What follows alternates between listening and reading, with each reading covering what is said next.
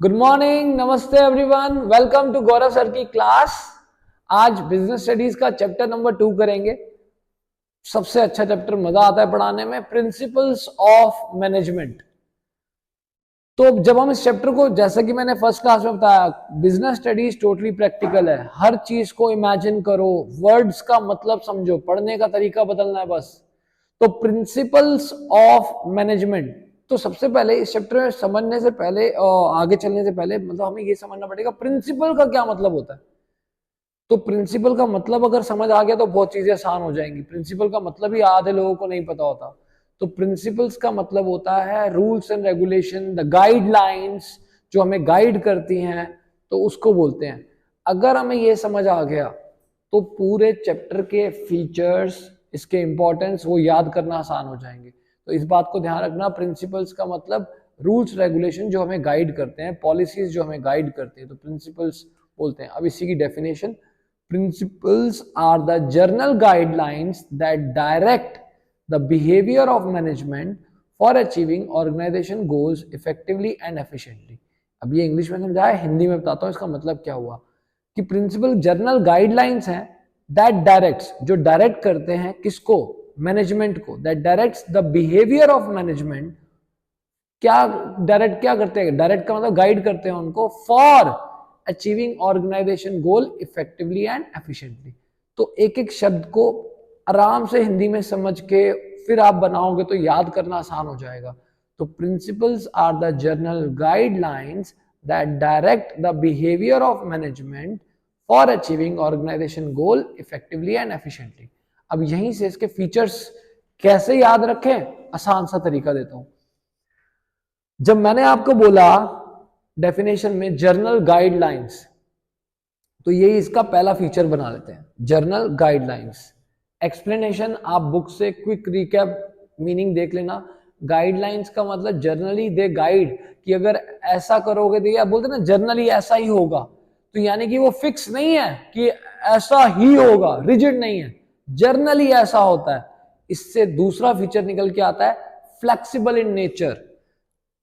Flexible, देखो कहानी बना के याद करवा रहा हूं। पहला जर्नल गाइडलाइन जो डेफिनेशन में समझा, फिर जर्नल गाइडलाइन है, जर्नली गाइड करता है, ऐसा करेगा तो ऐसा होगा, तो वो जर्नल है, फिक्स नहीं है, तो यानी कि क्या है, flexible in nature. Flexible principles में क्या है, मीनिंग है इसका, ये तो याद करने के लिए हो गया, लेकिन मीनिंग में क्या लिखना है कि प्रिंसिपल्स ऑफ मैनेजमेंट जो होते हैं वो थोड़े से फ्लेक्सिबल होते हैं। That mean the changes can be made as per the situation, बदलाव ला सकते हैं हम थोड़े से इसके अंदर। अच्छा, अब तीसरा फीचर कैसे याद करें, जनरल गाइडलाइन है, फ्लेक्सिबल है। यार ये क्या गाइडलाइन गाइडलाइन लगा रखी है, तो ये हमें गाइड करता है, ऐसा करेगा तो ऐसा होगा, that is cause and effect relationship, cause and effect relationship. Third feature, sequence hardly matters, but याद करने का तरीका कहानी बना के। जनरल गाइडलाइन है, अच्छा जर्नल ऐसे होगा, यानी कि फिक्स नहीं है, फ्लेक्सिबल है। भाई क्या गाइडलाइन करता है, बताता है ऐसा करेगा तो ऐसा होगा, कॉज एंड इफेक्ट रिलेशनशिप। अच्छा भाई तेरे को कैसे पता ऐसा करेगा तो ऐसा ही होगा, वो कहता है form by practice and experiment, मैंने प्रैक्टिस और एक्सपेरिमेंट करी है तब मैं बता रहा हूं। तो ये fourth feature, form by practice and experience, कि जो गाइडलाइन उसने बनाई है रातों रात, it is not been prepared overnight, रातों रात नहीं बनाई, प्रैक्टिस और एक्सपीरियंस। अच्छा भाई प्रैक्टिस एक्सपेरिमेंट करके बनाई है, फिर तो हम कहीं पर भी लगा सकते हैं इसको। Yes, universal applicable, universal applicable, तो आप इसको यूनिवर्सली अप्लाई कर सकते हो इन प्रिंसिपल्स ऑफ मैनेजमेंट को। अच्छा भाई इसका रिजल्ट भी सेम आता है, नो रिजल्ट सेम नहीं आता। क्यों, कह रहा है because they are behavioural in nature, और हर इंसान का नेचर अलग अलग होता है। तो नेक्स्ट फीचर हमारा बन गया बिहेवियरल इन नेचर, यहां पर नहीं मेंशन हो रखा बट इट इज देयर, ये रहा मेनली बिहेवियर, सॉरी। तो behaviour in nature because it deals with the human nature. Chapter 1 में पढ़ाया था जब मैनेजमेंट एज अ साइंस समझा रहा था, उसमें बताया था कि मैनेजमेंट के प्रिंसिपल ह्यूमन बिहेवियर क्या डील करते हैं, साइंस के प्रिंसिपल नेचर के साथ, तब मैंने समझाया था। तो ये बिहेवियरल इन नेचर होते हैं, तो कहानी बना के हम नहीं पॉइंट करें। अच्छा बिहेवियर इन नेचर, ओके ठीक है, समझ गया कि यूनिवर्सल। लेकिन भाई हम इतने सारे प्रिंसिपल है, कोई भी कहीं पर भी लगा दे ना भाई ना, कॉन्टिंजेंट, कॉन्टिजेंट मतलब डिपेंडिंग ऑन सिचुएशन, आप सिचुएशन को समझोगे और उसके हिसाब से उसको अप्लाई करोगे, तो ये इसका लास्ट फीचर है कंटिजेंट इन नेचर। प्रिंसिपल होते हैं contingent, depending on situation you have to apply. तो ये 7 फीचर्स को याद रखने के लिए एक कहानी बना के बताई है, जर्नल गाइडलाइन से शुरू करा, सारे पॉइंट याद हो जाएंगे। ब्रीफ रिकैप करूं, नहीं तो वीडियो बड़ी हो जाएगी, नहीं चलूं? ओके, सो आई बिलीव आप लोगों को इस स्टोरी से समझ आ गया हो कि जर्नल गाइडलाइन है, जर्नल है मतलब ऐसा होगा, तो फ्लेक्सिबल है, फ्लेक्सिबल है तो वो गाइड क्या करता है, कॉज एंड इफेक्ट बताता है, कॉज एंड इफेक्ट बताता है। इसको कैसे पता? Because form by practice and experimentation. अच्छा, एक्सपेरिमेंट करके करा है तो भाई तो हर जगह पे लगा सकते हैं, बिल्कुल यूनिवर्सल एप्लीकेबल। भाई इसका रिजल्ट भी सेम आता है? No, why? Because they are behavioural in nature. अच्छा भाई इतने सारे प्रिंसिपल है, कोई भी लगा दो? नहीं, कॉन्टिजेंट, डिपेंडिंग ऑन सिचुएशन। तो ये कहानी के रूप में जल्दी से सारे याद हो जाएंगे। अब आते हैं इंपॉर्टेंस, सिग्निफिकेंस ऑफ, यानी कि importance of principles of management. अब वहां से ही रिलेट करके समझाता हूं। पहला जैसे आपने समझा हमें कॉज एंड इफेक्ट बताता है, तो कॉज एंड इफेक्ट वो ऐसा करेगा तो ऐसा होएगा, तो यानी कि it provide useful insight into reality. वो आपको पहले से एक विजन दे देता है, ऐसा करेगा तो ऐसा होगा, तो provide useful insight into reality. Insight का मतलब होता है विजन देना, ठीक है। अच्छा, अब जब वो आपको बताएगा, गाइड करेगा, भाई ऐसा करो ऐसा करो ऐसा करो, जब आप प्रिंसिपल्स को फॉलो करते हुए काम करोगे तो आप चीजों को वेस्टेज नहीं होने दोगे, तो ऑप्टिमम यूटिलाइजेशन ऑफ रिसोर्सेज ये आपका बन जाएगा। Then scientific decision. अब एक और फायदा आया कि मैनेजमेंट के प्रिंसिपल साइंटिफिक डिसीजन है। क्यों साइंटिफिक डिसीजन है? भाई they are been formed by practice and experimentation. So क्योंकि आपने प्रैक्टिस और एक्सपेरिमेंट करके बनाए हैं इन प्रिंसिपल्स को, तो इसको यूज करते हुए जो भी मैं डिसीजन लूंगा, जो भी आपको गाइड करूंगा, वो साइंटिफिक होगा, साइंटिफिक डिसीजन कहलाएगा। मीटिंग रिक्वायरमेंट चेंजिंग एनवायरनमेंट, जो हमने फीचर पढ़ा था, मैनेजमेंट के प्रिंसिपल फ्लेक्सिबल होते हैं, तो जब फ्लेक्सिबल हैं तो वो जो भी इन्वायरमेंट के हिसाब से चेंजेस चाहिए वो उनको भी मीट कर लेगा। देन फुलफिलिंग सोशल रिस्पॉन्सिबिलिटी, वो कहता है कि जो प्रिंसिपल है वो सिर्फ हमें ऑर्गेनाइजेशन गोल को अचीव करने के लिए गाइड नहीं करते, ये हमें सोशल रिस्पॉन्सिबिलिटीज या सोशल ऑब्जेक्टिव की तरफ भी गाइड करता है, उनको कैसे अचीव करें। And last management training and, क्योंकि भाई आपने जब बोला कि these are the general guidelines that direct the behaviour of management, जो मैनेजमेंट को गाइड करते हैं, तो इससे मैनेजमेंट को क्या मिलेगी? ट्रेनिंग, एजुकेशन और रिसर्च, क्योंकि उन्होंने प्रैक्टिस और एक्सपेरिमेंट करके बनाया है। सो इस तरह से अगर हम एक एक शब्द को रिलेट करेंगे तो याद करने में थोड़ी सी आसानी हो जाएगी इन पॉइंट्स को, क्योंकि असल प्रॉब्लम यही आती है कि यार सर समझ तो आ जाता है लेकिन ये सारे पॉइंट याद कैसे रखें, तो स्टोरी वे में याद करो।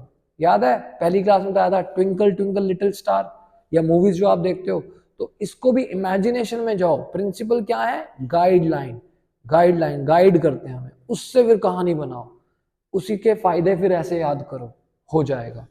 सो लेट्स जंप टू, हमने इंपॉर्टेंस और वो पढ़ लिया। तो फेयोल 2 साइंटिस्ट थे जिन्होंने अपने प्रिंसिपल दिए। अब और आगे चलूं तो ये थोड़ा सा ये भी ब्रीफ करता हूं कि प्रिंसिपल्स इन्होंने दिए क्यों। इन्होंने प्रिंसिपल इसलिए दिए क्योंकि इन्होंने अपनी लाइफ में जो एक्सपीरियंस किया उसको देखते हुए उन्होंने, उनको लगा कि भाई क्यों ना ये हम सबको बताएं, ताकि बाकी सब बड़ी बड़ी कंपनियों के मैनेजमेंट जो है वो अपने गोल इफेक्टिवली और एफिशिएंटली अचीव कर रहे हैं, जो इसकी डेफिनेशन है। तो फेयोल ने अपने एक्सपीरियंस पे 14 प्रिंसिपल दिए और टेलर जो एक और साइंटिस्ट था उसने 4 प्रिंसिपल दिए। तो हम पहले फेयोल के 14 प्रिंसिपल से स्टार्ट करेंगे, और फेयोल था कौन और टेलर था कौन, वहां भी कभी कभी एक नंबर क्वेश्चन आता है और वो याद रखना मुश्किल हो जाता है। तो मैं कैसे याद करता हूँ, दोनों इंजीनियर थे, एक मैकेनिकल इंजीनियर और एक माइनिंग इंजीनियर। तो इसको कैसे याद करूं, तो मैंने क्या रखा, टेलर। टेलर कौन होता है? टेलर जो सिलाई करता है। अगर हम, I am not talking about this tailor, TAILOR वाला टेलर जो सिलाई करता है, वो क्या यूज करता है? मशीन, यानी कि मशीन यूज करने वाला मैकेनिकल इंजीनियर, और दूसरा माइनिंग। हो गया ना आसान तरीका याद रखने का। चलो, तो आगे ये हमारा फ्रेंच माइनिंग आ गया। देखो Fayol, Fayol mining engineer, founder modern management method, इसने मॉडर्न मैनेजमेंट मेथड के हिसाब से इसने अपने प्रिंसिपल्स दिए। आगे चलेंगे, अब आते हैं 14 प्रिंसिपल्स। और भाइयों सबसे अच्छा तुम्हें एक लाइन दे रहा हूं जो तुम्हें इन 14 के 14 प्रिंसिपल्स के नाम को याद रखने में, क्योंकि भैया नाम याद होगा तो प्रिंसिपल्स भी हो जाएंगे। तो ओके, तो अब मैं आपको एक कोड वर्ड दे रहा हूं ताकि ये 14 प्रिंसिपल आपको याद रह जाए जो मैंने अपनी 12th में बनाए थे, क्योंकि हमारी 12th में उस समय प्रिंसिपल सीक्वेंस में क्वेश्चन आता था, explain which principle 3 principle after centralisation decentralisation, तो हमें सीक्वेंस में याद करने होते थे।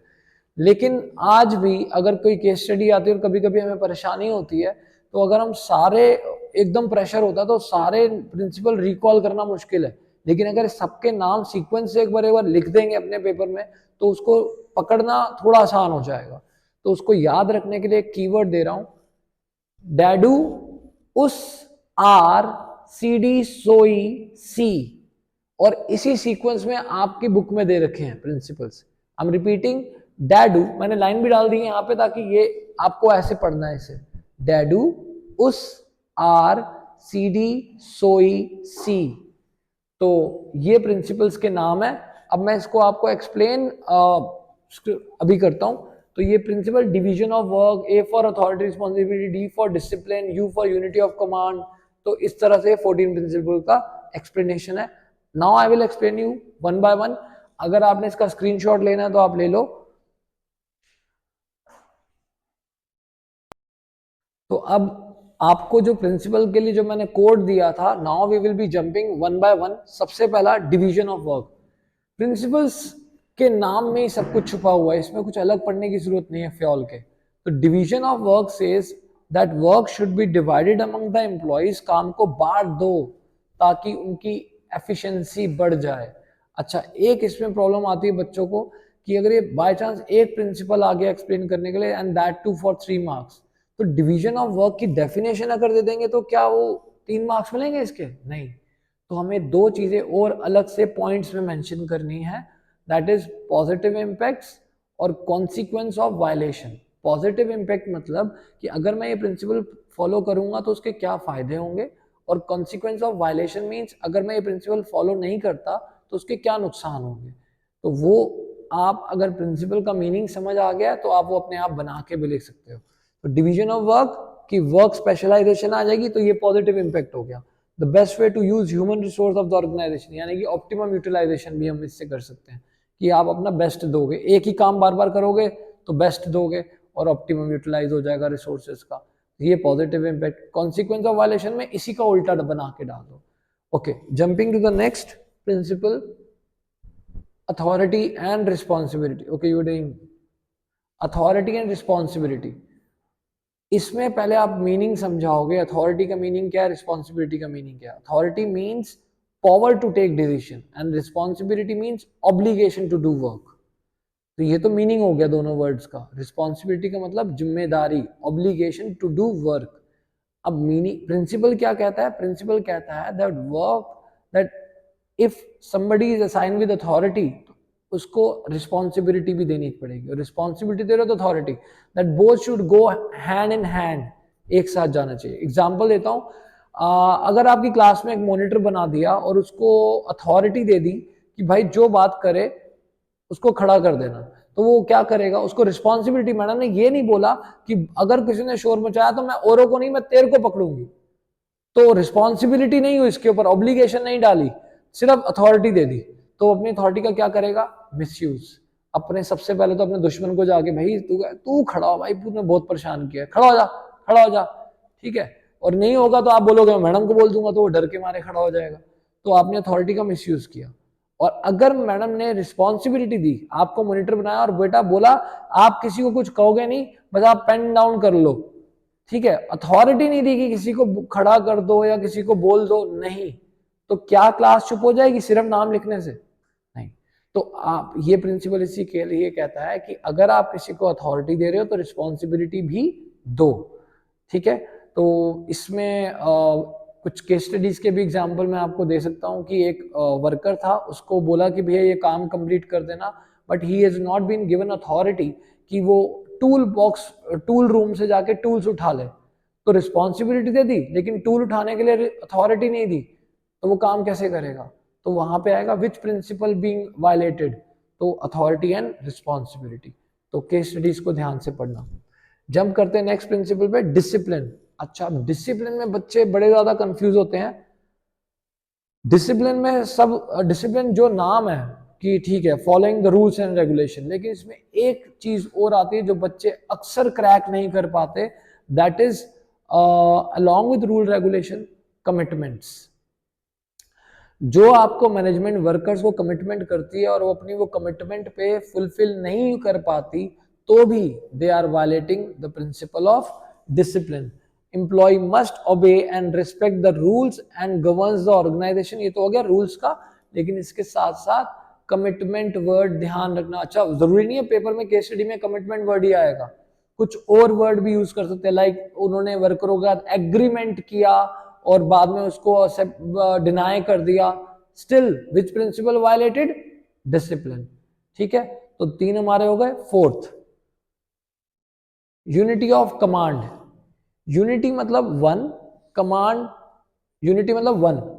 सो order from only one boss. So through this picture एक बॉस है, सबको ऑर्डर दे रहा है, and in second picture you are violating this principle. 2 boss order दे रहे हैं, एक से ज्यादा ऑर्डर देगा, तो इससे क्या कंफ्यूजन होगा? If you get receive order from more than one boss, एक से ज्यादा ऑर्डर कोई देगा तो हम कंफ्यूज हो जाएंगे किसकी बात मानूं और किसकी नहीं, या मेरे को एक्सक्यूज मिल जाएगा कि सर मैं उनका काम कर रहा था इसलिए आपका रह गया, और उनको बोलेगा सर मैं उनका काम कर रहा था इसलिए आपका रह गया, तो दोनों ही केस में उसको नुकसान है। तो unity of command means order from only one boss. तो next principle, unity of direction. इसमें एक टैगलाइन आती है, one head one plan. One head one plan का मतलब that whole organisation should work towards one common goal. सब एक common goal में जा रहे हैं, लेकिन इसमें एक चीज होती हुई जिसमें बच्चों को कंफ्यूजन होती है, जो बुक से नहीं पढ़ते पूरी डिटेल में, उसमें ये आती है, इसमें दिया हुआ आपकी बुक में कि अगर एक कंपनी एक और लाइक मैं गाड़ी बना रहा हूं, गाड़ी के साथ साथ मैंने एक और काम शुरू किया, तो मैं उसका सेपरेट डिवीजन बना रहा हूं और सेपरेट डिवीजन में मेरा अलग हेड है। तो one head one plan means for one unit it should B one head and one plan, and for other unit one head one plan. तो दोनों ही यूनिट के लिए अलग अलग हेड होने चाहिए और उनका एक ही प्लान होना चाहिए। तो वो यूनिटी ऑफ डायरेक्शन होता है, यूनिटी ऑफ कमांड नहीं होगा, because they are not saying कि उन्होंने, उसमें था केस स्टडी आई थी कि एक कंपनी है वो ये बना रही थी, अब वो दूसरी बना रहे, तो उन्होंने उसके लिए अलग हेड बना दिया। तो कौन सा प्रिंसिपल फॉलो हो रहा है? तो it is unity of direction, that whole organisation working towards one common goal and the division, one particular division is working for its goal and other division is working for its goal. अपने अपने गोल के लिए काम कर रहे हैं। तो one head one plan. डैडू उस DADU वाला हो गया, उसका U। Now S stand for subordination of individual interest to general interest. इसको याद रखने का तरीका, सबऑर्डिनेट का मतलब क्या होता है? जो आपके नीचे काम करते हैं। तो सबऑर्डिनेशन ऑफ इंडिविजुअल इंटरेस्ट, आपका इंटरेस्ट बाद में, पहले ऑर्गेनाइजेशन का इंटरेस्ट। आप ऑर्गेनाइजेशन, द ऑर्गेनाइजेशन इंटरेस्ट, इसमें टैग लाइन जो है, the organisation interest must supersede the individual interest. Individual interest से पहले ऑर्गेनाइजेशन का इंटरेस्ट आएगा। एग्जाम्पल, मिस्टर राम जो थे वो परचेज मैनेजर थे, और वो परचेज मैनेजर है तो परचेज कर रहा था रॉ मटेरियल वगैरह सब कुछ, तो वो अपने भांजे से परचेज कर रहा था 50 रुपए किलो का माल, जबकि सेम माल मार्केट में 30 रुपए किलो पे था। तो वो किसका फायदा सोच रहा है? अपना। तो he is violating the principle of subordination. He should think for the organization first, then later on for himself. तो डैडू उस एस सबऑर्डिनेशन हो गया। R stand for remuneration. एक मिनट वो पीछे आना, सबऑर्डिनेशन। अच्छा ये देखो I with V, वैसे तो इसमें वाला नहीं है I with V। I with V जो है वो स्पिरिट ड्यूकॉप्स में है, पढ़ेंगे इसको। रेमुनरेशन पैसा, salary. This says that every employee should get the fair remuneration. जैसा वो काम करे उसके हिसाब से उनको सैलरी मिलनी चाहिए। Organisation must pay remuneration according to the industry standards, market demand and cost of living. तो एक इसमें जो टैगलाइन आती है कि that the employees are getting sufficient remuneration to have their good standard of living. तो एक अच्छा स्टैंडर्ड ऑफ लिविंग एटलीस्ट वो फुलफिल करें, तो उसको बोलेंगे प्रिंसिपल ऑफ रेम्यूनरेशन। उस R C D centralisation and decentralisation. तो पहले इन दोनों शब्दों का मतलब, centralisation says the concentration power in decision making power in the hand of top level. सारा decision making power top level के हाथ में होना सेंट्रलाइज्ड है, और सबके हाथ में चले जाना डिसेंट्रलाइज। तो अब लेकिन ये तो हो गया मीनिंग, लेकिन ये प्रिंसिपल क्या कहता है? ये प्रिंसिपल कहता है कि कोई भी ऑर्गेनाइजेशन ना तो कंप्लीटली सेंट्रलाइज होनी चाहिए, ना ही completely decentralise, it should be balanced. अब इस बात को समझाने के लिए एक बड़ा सा मेरे पास एग्जांपल है, फटाफट बता देता हूं मैं। कि एक कंपनी थी, एक प्रोडक्ट बेच रही थी, वाटर कूलर बेच रही थी। तो वो वाटर कूलर लेके गया, उसने मार्केट में दिखाया, उसने बोला भाई दे दो 5,000 रुपये का डिस्काउंट दे दो। उसने कहा डिस्काउंट नहीं है सर। उसने कहा 2 लूंगा, डिस्काउंट दे दे। उसने कहा चलो मैं पूछता हूँ। बॉस को फोन किया। दूसरी कंपनी सेम डिजाइन का वाटर कूलर, सब कुछ सेम, नाम अलग था और सेम रेट ऑफर कर रहा था। दूसरी कंपनी का भी एक सेल्स एग्जीक्यूटिव पहुंचा वहां पे। उसने कहा कि सर ले लो, आपको कर देंगे। उसने कहा नहीं डिस्काउंट दो, 2 लूंगा। उसने कहा चलो सर 5% लेस कर दूंगा। तो उसने कहा यार ये तो 5% दे रहा है, अगर मैं और बोलता तो और भी दे देता। उसने कहा और दे भाई, और दे भाई। उसने कहा नहीं सर। उसने कहा चलो मैं 5 वाटर कूलर लूंगा। उसने चलो सर बताता हूँ। तो अब 5% से ऊपर का डिस्काउंट के लिए उसने अपने मैनेजर को फोन किया। उसके मैनेजर बोला भाई 10% तक दे दे, डील क्लोज कर। पहली ऑफर वाला आया, उसने 2 पे 5% अब दे दिया। उसने कहा नहीं भाई अब क्योंकि वो दूसरी कंपनी से ले चुका था। उसने कहा 10%। तो वो अब चला गया। उसने अभी बोला कि मैं कल बताऊंगा। वो गया, दूसरी वाली से 10% पे उसने 5 कूलर ले लिए। तो इससे क्या शो हुआ कि जो पहली कंपनी जो उसके पास आई थी, जिसने 5% के लिए भी अपने मैनेजर अथॉरिटी को फोन किया, that means that organisation is following completely centralised, पूरी decision making power in the hand of top level, 5% की भी।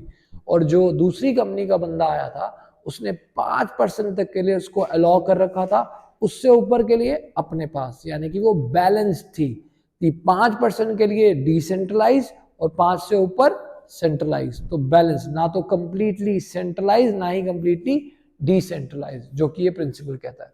आई होप समझ आ गया होगा। Now let's jump to the next.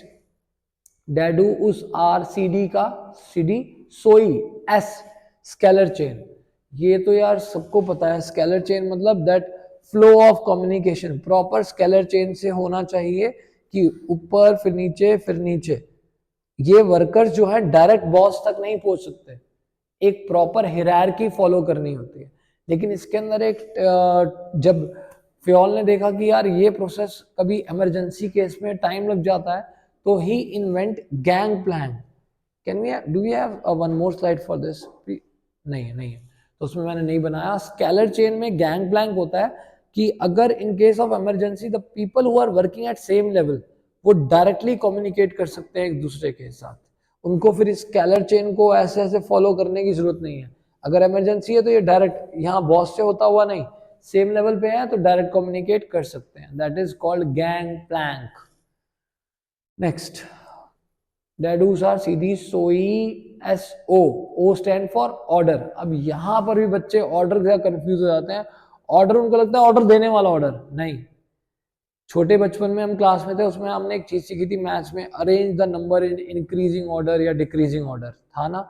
यानी कि जो नंबर आपको जंबल करके दे रखे हैं, आपको उठाना है और उसको सही नंबर को सही जगह पर लगाना है। तो यहां पर भी वही है। Order means a place for everything and everything at its place. सभी चीज की सही जगह होनी चाहिए और सभी चीजें अपनी जगह पर होनी चाहिए।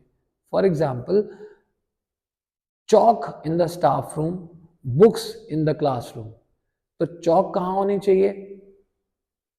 क्लासरूम में, और बुक्स आपके स्टाफ रूम या लाइब्रेरी में।